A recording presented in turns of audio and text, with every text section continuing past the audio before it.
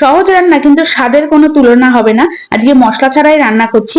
আর পাঁচমিশালি চুনো মাছ পছন্দ করে না এমন মানুষ কমই দেখা যায়। পরিমাণ অনুযায়ী সর্ষের তেলে চুনো মাছে লবণ হলুদ মাখিয়ে বেশ কড়া করেই ভেজে নিচ্ছি। মাছগুলো বেশ কড়া করে ভাজা হয়ে গেছে। এবার ওই তেলের মধ্যেই আবারও সামান্য পরিমাণ তেল দিয়ে দিয়ে দেবো হাফ চামচ কালো জিরে ফোড়ন, আর দিয়ে দেবো সমস্ত রকম সবজি। সবজির মধ্যে নিয়েছি পেঁয়াজ কলি, আলু, বেগুন, শিম, আর দিয়ে দিয়েছি বেশ খানিকটা রসুনের কোয়া।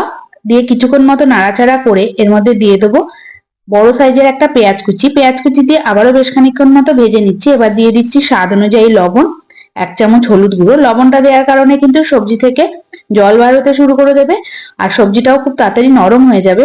দিয়ে দিলাম এক চামচ হলুদ গুঁড়ো। হলুদ গুঁড়ো দিয়ে আবারও বেশ খানিকক্ষণ মতো নাড়াচাড়া করে স্বাদ অনুযায়ী চেরা কাঁচা লঙ্কা দিয়ে দিলাম। সবজিটা বেশ লাল করে কিন্তু ভাজতে হবে, যেহেতু কোনো মশলা দিচ্ছি না তাই বেশ লাল করে ভেজে নিচ্ছি। এবার এর মধ্যে দিয়ে দিলাম বড় সাইজের একটা টমেটো কুচি। টমেটো কুচি দিয়ে আরো বেশ খানিকক্ষণ মতো ভেজে নিচ্ছি। এবার দিয়ে দিলাম ভেজে রাখা চুনো মাছগুলো। চুনো মাছগুলো দিয়ে কিছুক্ষণ নাড়াচাড়া করে নামিয়ে নিলাম। তৈরি হয়ে গেল চুনো মাছ চচ্চড়ি।